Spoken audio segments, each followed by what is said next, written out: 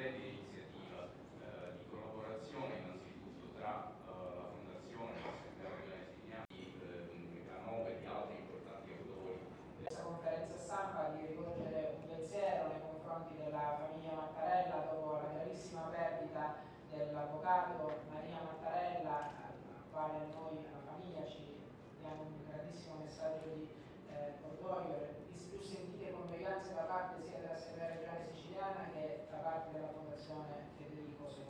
Pomeriggio ringrazio tutti quanti presenti, il sottosegretario Mazzi, Angelo Crespi, voi che oggi all'evento che è stato organizzato alla Fondazione Federico II e dove ho avuto la possibilità, per noi rappresenta dopo 122 anni motivo d'orgoglio per la Fondazione Federico II. Tra l'altro la Fondazione Federico II nei numeri e non nelle parole riesce a avere, invece la Fondazione Federico II riesce a fare per poter trovare la formula più giusta per offrire ai visitatori che volessero di pagare il prezzo intero del biglietto, che è 19 euro, ma con soli 3,50 euro la strumentazione della 3D che possa dare la possibilità di poter fare apprezzare anche a loro differenze. Io non voglio rubare altro tempo né tantomeno entrerò in quelli che sono i dettagli. La Fondazione in questo momento non ha un direttore generale. Allora, talvolta si può pensare che le cose poi possano andare male, che non significa che l'ha rivolto a coloro i quali hanno contribuito per realizzare queste giornate. E quindi mi sento di ringraziare la dottoressa Razzelle, Giuseppe Di Scaduto, la dottoressa Caramazza, Picciurro, e permettetemi di ringraziare la dottoressa De Capitani, che non fa parte della Fondazione ma è una stretta collaboratrice, che per me rappresenta più che un amico, ma diciamo un fratello più grande, che è l'avvocato La Russa. Infine ringrazio il sottosegretario alla cultura.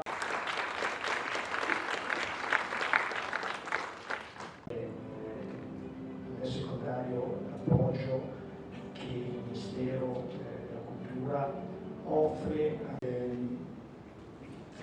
l'occasione di, non è solo frutto della conoscenza, nel 1902 era stata espunta la scultura della Maria che va tra la fine del Settecento e ancora proprio all'interno del complesso di Brera, un complesso culturale pubblico, fondando innanzitutto la biblioteca pubblica e la Socchi.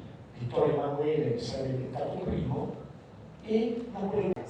Insieme anche al fondatore, primo segretario generale del museo Giuseppe con Canova e con i suoi allievi, quel grandissimo periodo che sta sotto il nome di neoclassicismo e di cui Canova, arrivando a Michelangelo e poi a Bernini, perché dal Cinquecento in poi è convinto, ma noi siamo convinti che la grande statuaria antica sia filosofica, come voleva Platone, di mimare nella mimesi, di rappresentare un'idea perfetta, in bianco, delle opere iconiche che andranno prese.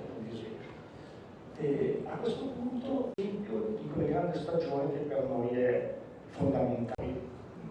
Immagino cosa potrà dire anche il sottosegretario. Tanti degni eredi, degni per quanto possibile, molto, ed è giusto che i beni culturali fa tutto perché ci sia un'attenzione alla sostenibilità per la conservazione e la valorizzazione sono altissime. Abbiamo fondi e stiamo lavorando e quindi questo tema di un ruolo altrettanto importante della Fondazione Federico II. Ringrazio il direttore generale Russa che è qui oggi con noi. Perché è importante questa giornata? Perché è un accordo che io definisco lungimirante, perché va proprio nella direzione che il Ministero della Cultura auspica. Voi dovete sapere che i principi, diciamo, dell'istituzione per poi essere declinati con più dettaglio, diciamo, e con più precisione. Pensate che l'Italia è la nazione che ha più inorgoglire, ma ci dà anche una responsabilità. Ritornando ai principi che riguarda il Ministero, adesso non sto a tediarvi facendo, diciamo, Io, diciamo, un po' anche per la mia precedente professione, apprezzo molto, e in questo senso mi complimento col Presidente Galgagno, perché ho apprezzato molto questa sua, sul quale io insisto da sempre, perché io dico che la cultura e deve essere anche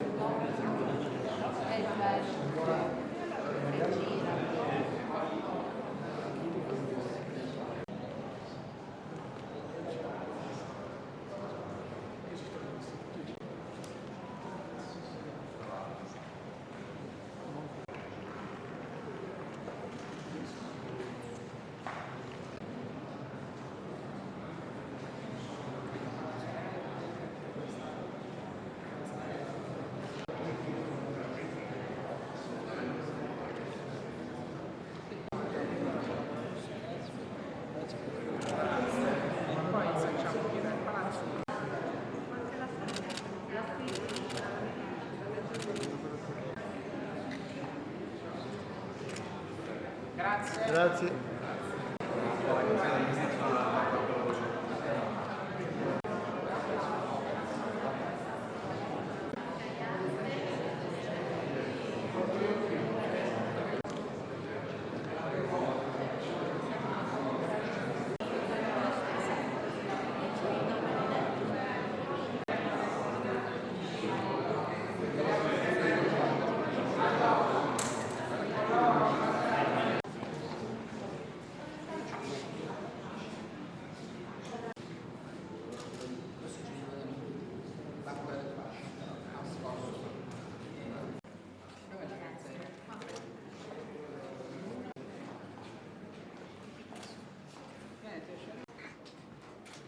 Questa è quella che abbiamo riprodotto. Sì.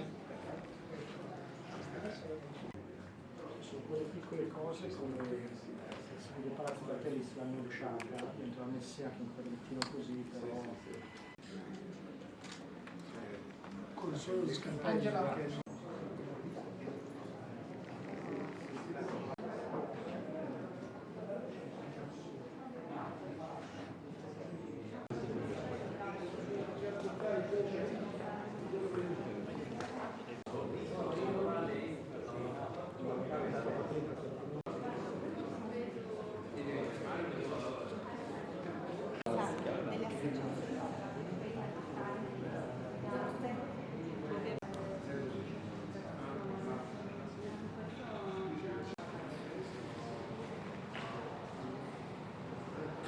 Sì, è una sinergia che è stata colta durante una delle tante mostre che abbiamo fatto qui in Assemblea al Palazzo Reale e abbiamo l'opportunità dopo oltre un secolo, 122 anni, di poter far uscire queste opere dalla Pinacoteca di Brera e portarle qui nel nostro Palazzo Reale. Abbiamo trovato diverse opzioni per poter far sì che queste opere possano essere valorizzate e soprattutto non rappresentare un extra costo per i visitatori, quindi saranno incluse nel prezzo del biglietto, ma abbiamo anche pensato a coloro i quali hanno già visitato il palazzo e vorranno vedere soltanto questo genere di opere.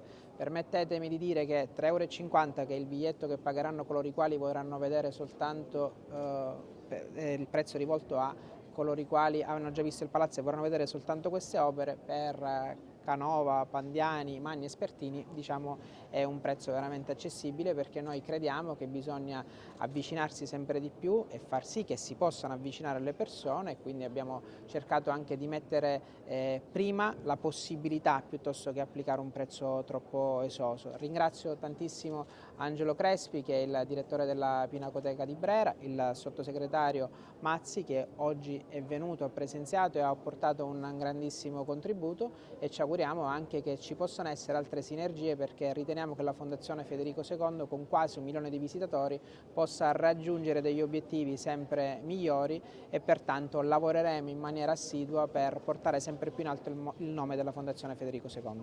Sì, così come detto in conferenza stampa, abbiamo riprodotto un'opera della Vestale di Canova con una scala 1:1 per i non vedenti, gli ipovedenti, che potranno chiaramente apprezzarla in maniera assolutamente differente.